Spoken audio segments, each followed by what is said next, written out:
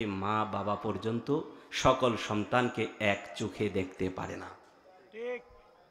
আচ্ছা, দেখতে পারলো, সম্পর্ক থাকলো, এরপরও কিন্তু যেই দিন ময়দানে মাহশার কায়েম হবে, আমাদেরকে হাশরের ময়দানে উঠতে হবে, তো আমাদেরকে দাঁড়াইতে হবে তো পরকালে।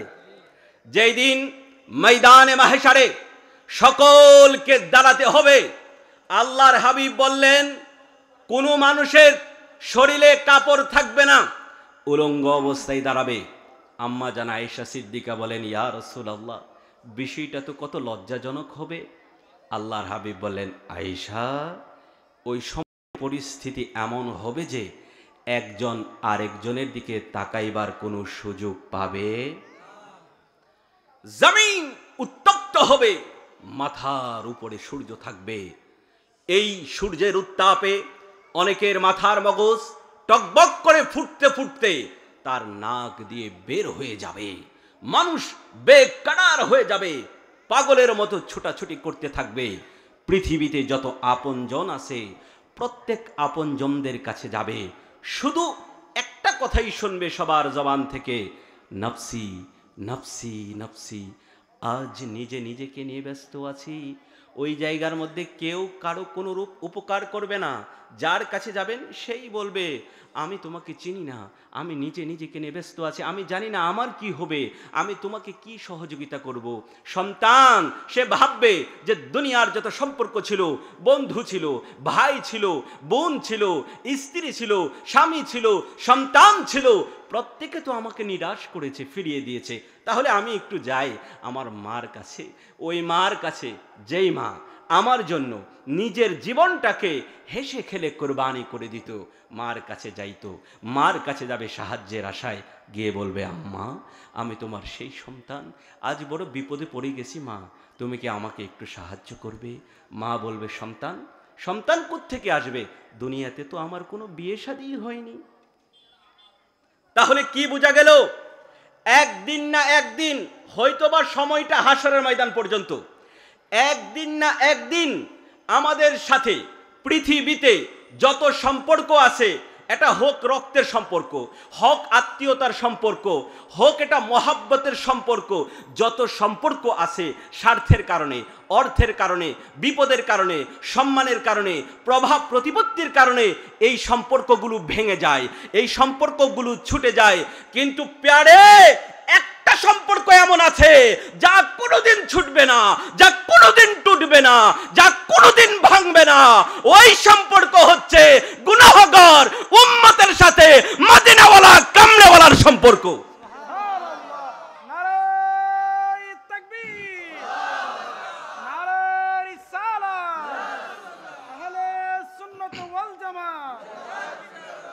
যখন সবাই বলবে নাফসি নাফসি, যখন সবাই বলবে লাস্তু লাহা, তখন মদিনাওয়ালা কামলেওয়ালা বলবে, আমি আছি তোমাদের উপকার করার জন্য, আনা লাহা আনা লাহা।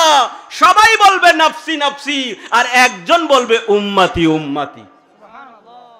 আল্লাহর হাবিব বলেন, মা মিন মুমিনিন ইল্লা ওয়া আনা আওলা বিহি ফিদ দুনিয়া ওয়াল আখিরাহ। মুমিন দুনিয়া এবং আখিরাতে তোমার সবচাইতে আপন হচ্ছি আমি, মদিনাওয়ালা কামলেওয়ালা নবী। মোহাব্বত লাগাও, ভালোবাসা স্থাপন করো প্রাণাধিক এমন নবীর উপরে লক্ষ কোটি দুরুদ ও সালামের হাদিয়া পেশ করছি। এমন মায়ার নবী, ব্যথার বেথি, দুকুলের সাথী, আহমদ মুজতবা মুহাম্মদ মুস্তফা সাল্লাল্লাহু আলাইহি ওয়াসাল্লামের আলিশান দরবারে। প্যারে হাজারিন, এই যে পৃথিবীতে আমার আল্লাহ রব্বুল আলামিন মানুষের হিদায়াতের জন্য যুগে যুগে নবী এবং রসুলগণদেরকে পাঠাইছেন কিনা? আল্লাহ তাআলা মানুষের হিদায়াতের জন্য যুগে যুগে নবী রসুল পাঠাইছেন না? সবার শেষে কাকে পাঠাইছেন? সবার শেষে আমাদের রসুলকে। কাকে? আল্লাহর হাবিব মদিনাওয়ালা কামলেওয়ালা আমাদের রসুলকে সবার শেষে পাঠাইছেন। সবার শেষে পাঠাইছেন আল্লাহ তাআলা, কিন্তু মর্যাদাই হচ্ছে সবার থেকে বেশি।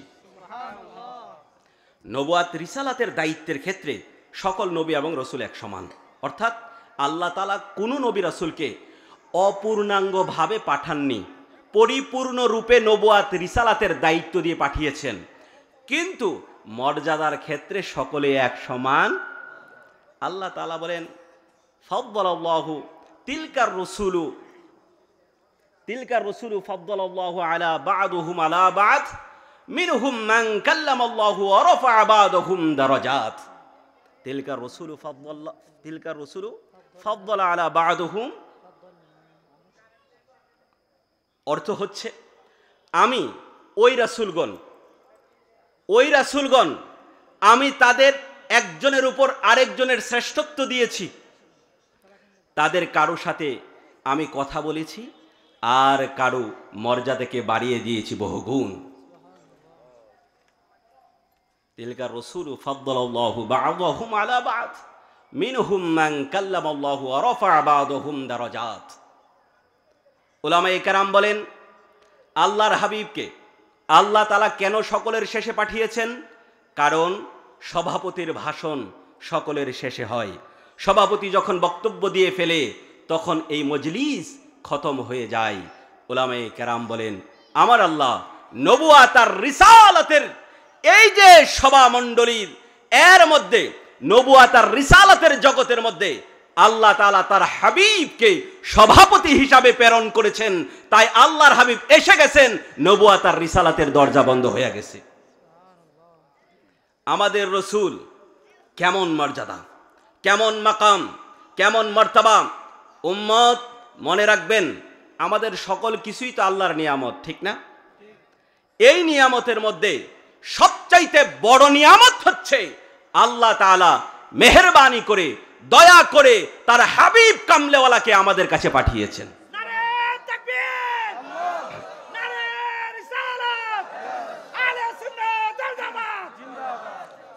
প্যারে হাজরিন, আব্দুল্লাহ ইবনে আব্বাস রাদিয়াল্লাহু তাআলা আনহু বলেন একদিন সাহাবায়ে কেরাম আল্লাহর হাবিবের অপেক্ষায় বসেছিলেন।